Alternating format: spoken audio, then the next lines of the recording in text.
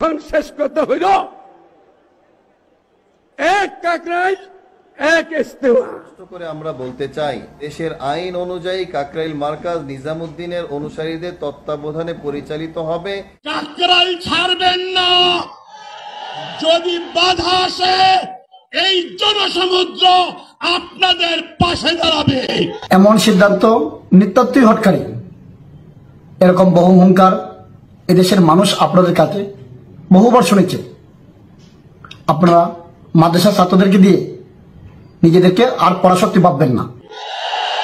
টঙ্গী ময়দান, কাকরাইল মার্কাজ এবাদির জন্য শক্তি কতটুকু এটা ওনারা দেখিয়ে ফেলেছেন। এই শক্তিটা আমাদের কাছে খুব বড় কিছু। সাদের অনুসারী সাদিয়ানি গ্রুপ ইহুদি খ্রিস্টানের এজেন্ডা বাস্তবায়ন কল্পে বাংলাদেশে উলামায়ে কেরামের মাথা হাতে ইজতিমা ছাড়া অন্য কারোর ইজতিমা চলবে না। ভ্রান্ত সাদ সাহেবকে বাংলাদেশে আসতে দেওয়া হবে না। সকল কওমি মাদ্রাসার জন্য এরা দুশমন এবং এরা বিপদ। তবলিগি মসজিদ ভেজাল যুগের কারণে সমস্ত উলামায়ে কেরাম আসল মালিক। এই জন্য উলামায়ে কেরাম এই জন্য এই সাদ খুনিদের বিরুদ্ধে কথা বলতেছেন। টঙ্গী ময়দান উলামায়ে কেরামের হাতে থাকবে।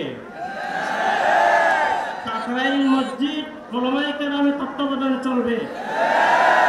আর এই দেশের মধ্যে যারা উলামায়ে হক্কার কথা মানে তাদেরকে এখানে আসতে দেওয়া হবে, যারা তার বিরুদ্ধে হবে তাদেরকে এটা বরদাস্ত করা হবে না। দেশ অস্থিতিশীল হয়ে যাবে, দেশ অচল হয়ে যাবে ইত্যাদি হুমকি ধুমকি দিচ্ছেন।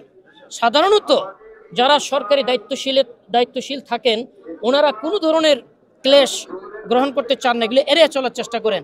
তাই ওনারা চাচ্ছেন যে আমরা যেহেতু নীরব ভদ্র চুপচাপ সব কথা মেনে নিই, তো আমাদেরকে চাপিয়ে ওনারা তাদের মন রক্ষা করবেন। কিন্তু এই বছর আমরা আমাদের এই মহড়ার দ্বারা আমরা আমাদের এই অবস্থানের দ্বারা বার্তা পৌঁছে দিয়েছি যে আমরা এত বছর বৈষম্য সহ্য করে নিয়েছি, আর বৈষম্য আমরা সহ্য করব না ইনশাআল্লাহ।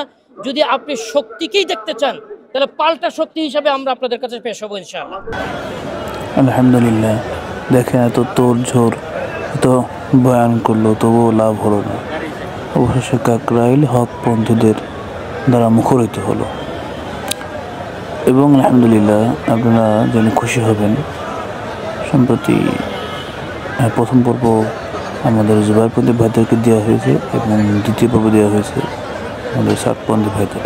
এবং আশা করতেছি হযরত মাওলানা সাদ সাহেব তখন বরকত হুম এবার টঙ্গী বিশ্ব ইজতেমা 2025 7, 8, 9 ফেব্রুয়ারি ইনশাআল্লাহ আজিজ ইনশাআল্লাহ আসবেন এবং অনেক অধিক সংখ্যক বিদেশি মেহমান এবং অনেক সংখ্যক লোক নিয়ে বলে ইজতেমা সফল হবে ইনশাআল্লাহ।